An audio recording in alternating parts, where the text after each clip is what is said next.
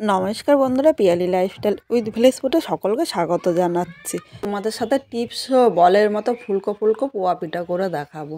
আমার এই ভিডিওটা প্রথম থেকে শেষ পর্যন্ত দেখলে খুব সহজে তোমরাও কিন্তু ফুলকো ফুলকো পোয়া পিঠাগুলি করতে পারবে। দেখো, প্রতিটা পোয়া পিঠাই কিন্তু খুব সুন্দরভাবে ফুলে উঠেছে। তাহলে আমি কিভাবে করলাম চলো দেখে নেওয়া যাক। পোয়া পিঠা করার জন্য এরকম একটা পাত্র নিয়েছি। আর দেখো, এই ছোট বাটির মাপে আমি সব কিছু নেব। অবশ্যই মাপটা কিন্তু তোমরা দেখে নিও, তাহলে পোয়া পিঠাটা করতে খুব সহজ হবে। এবার এই বাটির মাপে আমি 1 বাটি চালের গুঁড়ো নিয়েছি। এই বাটির মাপেরই আবার 1 বাটি ময়দা নিয়েছি। আজকে আমি চালের গুঁড়ো ও ময়দা দিয়ে করব, তোমরা ইচ্ছা করলে কিন্তু এই চালের গুঁড়োর সাথে আটা দিয়েও করতে পারো। এবার এর মধ্যে আমি 1/2 চামচ মৌরি দিয়েছি। এই মৌরিটা যখন মুখে পড়বে তখন খেতে কিন্তু দুর্দান্ত লাগবে। তোমরা যদি মৌরি পছন্দ না করো তাহলে স্কিপও করতে পারো, কিন্তু একবার মৌরি দিয়ে দেখতে পারো, পোয়া পিঠাটা কিন্তু দারুণ লাগে খেতে। এবার 1/2 চামচ লবণ দিলাম। লবণটা কিন্তু এর স্বাদটা ব্যালেন্স করবে। আমি যেই বাটির মাপে ময়দা ও চালের গুঁড়োটা নিয়েছি সেই বাটির মাপেই 1/2 বাটি আমি চিনি নিয়েছি। তোমরা মিষ্টি যেরকম খাবে সেই হিসাবেই নেবে। এরপরে কিন্তু আমি গুড় দেবো, এর জন্য এই জায়গায় আমি চিনিটা কিন্তু একটু কম দিয়েছি। এবার সব শুকনো উপকরণগুলো প্রথমে আমি ভালো করে মিশিয়ে নেব। এখানে দেখো, চামচ দিয়ে আমি সব উপকরণগুলো ভালো করে মিশিয়ে নিয়েছি। এখন যেহেতু শীতকাল, এর জন্য আমি একটু ঝোলা গুড় নিয়েছি, এর মধ্যে আমি গুড় দিয়ে দিলাম। এখানে আমি খেজুরের গুড় নিয়েছি, তোমরা ইচ্ছা করলে পাটালি গুঁড়ও কিন্তু দিয়ে দিতে পারো। এইভাবে গুড় ও চিনি দিয়ে পোয়া পিঠাটা কিন্তু খুব সুন্দর হয়। এবার প্রথমে আমি সব কিছু হাত দিয়ে ভালো করে মিশিয়ে নেব। এখনই কিন্তু আমি জল দেবো না, আগে গুড়টা এর সাথে ভালো করে মিশিয়ে নিচ্ছি।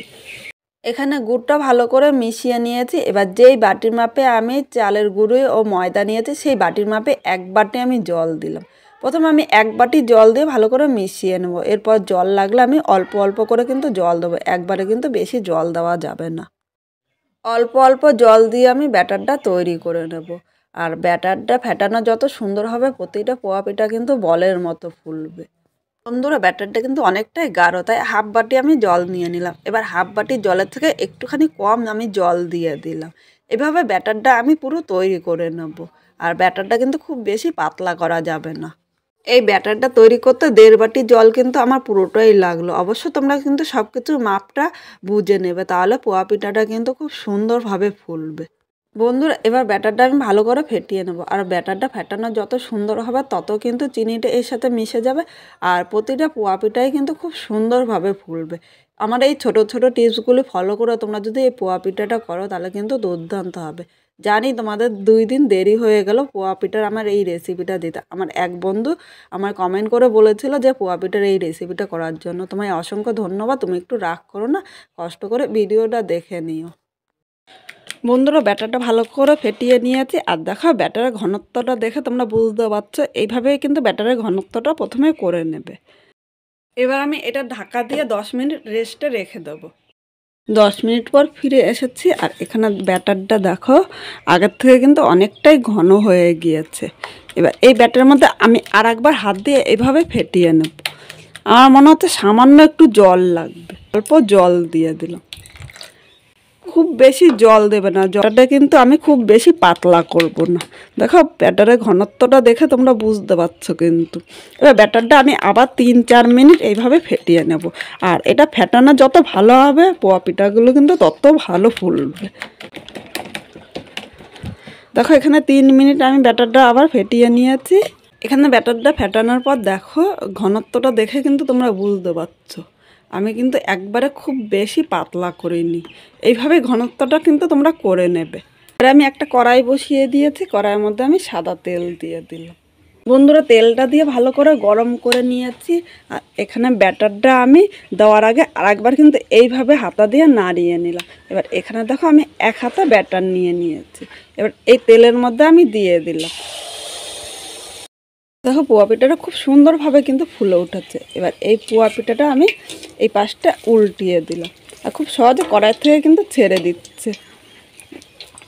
এইভাবে করলে প্রতিটা পোয়া পিঠা কিন্তু একদম বলের মতো ফুলবে। এবার পোয়া পিঠাগুলো আমি একটু লাল করে ভেজে নেব।